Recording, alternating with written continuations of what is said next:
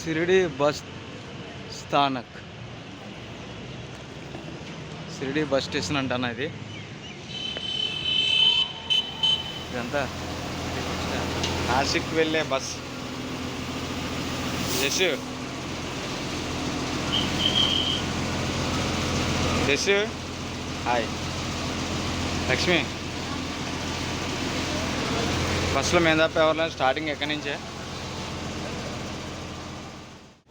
Nashik. Government బస్సులో వెళ్తున్నామండి. మొత్తం ఫ్యామిలీ అందరం కలిసి. పాప అయితే రాలేదు. జస్సు, నేను, మా లక్ష్మి ముగ్గురం కలిసి. జస్సు ఆల్రెడీ ఒక ట్రిప్ అయ్యింది, కానీ అది అవ్వలేదు. వర్షం రావడం వల్ల ఆగిపోయింది. సరే 2 days అయ్యింది ఇక్కడికి వచ్చి. ట్రై చేస్తున్నాను అలా వెళ్ళండి. అలా షిరిడి నుంచి త్రయంబకేశ్వరంకు మా ప్రయాణం స్టార్ట్ అయ్యిందండి. ముందు ఒకసారి వెళ్ళినప్పుడు వర్షం ఎక్కువ రావడంతో ఆ కొండపైకి వెళ్ళడం ఇబ్బంది అని చెప్పేసి అందరూ వెనక్కి పంపించేశారండి. ఈసారి ఏదోలాగా వెళ్ళాలన్న ఉద్దేశంతో నేను, మా బాబు, మా వైఫ్ ముగ్గురం కలిపి బయలుదేరాము. త్రయంబకేశ్వరం వెళ్తున్న మార్గంలో ఆ వాతావరణం ఎంతో ఆహ్లాదకరంగా ఉంటుందండి. ఎందుకంటే ఎటు చూసిన మందిరాలు అండ్ పంట పొలాలు, వ్యవసాయం, రైతులు అంతా ఎంతో మనసుకి హాయినిస్తాయండి. ఎర్లీ మార్నింగ్ లెగిసి 6 o'clockకి బయలుదేరామండి. ఎందుకంటే ఆ త్రయంబకేశ్వరం హిల్ ఎక్కినందుకు చాలా టైం ఎక్కువ పట్టేస్తుందండి. దగ్గరగా 4500 అడుగుల ఎత్తులో ఉంటుందంటే అండి. షిరిడి నుంచి త్రయంబకేశ్వరం దగ్గర 200 కిలోమీటర్ల వరకు దూరం ఉంటుందండి.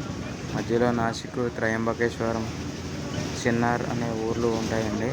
ఇప్పుడు మనం వచ్చిన స్టేషన్ సిన్నార్ స్టేషన్ అండి. మనకి అన్నీ పల్లె వెలుగుల బస్సులు ఉంటాయి. ఇక్కడ అన్నీ మనకి రెడ్ బస్సులే కనబడతాయి. తర్వాత బస్సులు కూడా చాలా ఓల్డ్గా ఉన్నట్టు ఉంటాయండి. బాగా మనకి ఒకప్పటి ఎర్ర బస్సులు అంటారు కదా, ఆ టైప్లో ఉంటాయి. మన బస్సులు ఇంకా చాలా బాగుంటాయి కూడా. మేము ఫస్ట్ ఎక్కిన బస్సు సేమ్ ఇలాగే ఉంటుందండి. అసలు లోపల ఎక్కగానే వామిటింగ్స్ అయిపోయేటట్టు ఉంటాయి. చెప్పాను కదండి, ఇదే సిన్నార్ బస్ టెర్మినల్. అక్కడి నుంచి మళ్ళీ స్టార్ట్ అయ్యే బస్సు నాసిక్కు బయలుదేరుతూ ఉంటుందండి. షిరిడీలో చాలా వరకు తెలుగు ఉంటుంది, తెలుగు మాట్లాడతారు కూడా. కానీ ఆ సరౌండింగ్స్ దాటగానే నాసిక్ కానీ, త్రయంబకేశ్వరం కానీ కొన్ని ఏరియాలు వెళ్ళేసరికి తెలుగు రాదు, వాళ్ళకి అర్థం కాదు. మనకి హిందీ వచ్చుంటే ఇబ్బంది ఏముండదు, హిందీ రాకపోతే మటుకు కొంచెం ఇబ్బంది పడతాం బాగా. మేము ముగ్గురం వెళ్తున్నాము, కానీ లోపల చాలా టెన్షన్, చాలా ఎక్సైట్మెంట్గా కూడా ఉంటుందండి. ఎందుకంటే మన లోకల్ ఏరియాలోనే తిరగనందుకు కొంచెం ఇబ్బంది పడుతూ ఉంటాం. అలాంటిది 2-3 స్టేట్స్ దాటి మనం బయటకు వచ్చి త్రయంబకేశ్వరం అనే ఊరికి బయలుదేరుతున్నామండి. ఫస్ట్ టైం వెళ్ళినప్పుడు గైడు తర్వాత డ్రైవర్ అన్నీ మనకి చూసుకుంటూ ఉండేవాడండి. ఆయన అన్నీ చెప్పేవాడు. కానీ ఆ టైంలో బాగా వర్షం రావడంతో ఇబ్బంది పడిపోయాము.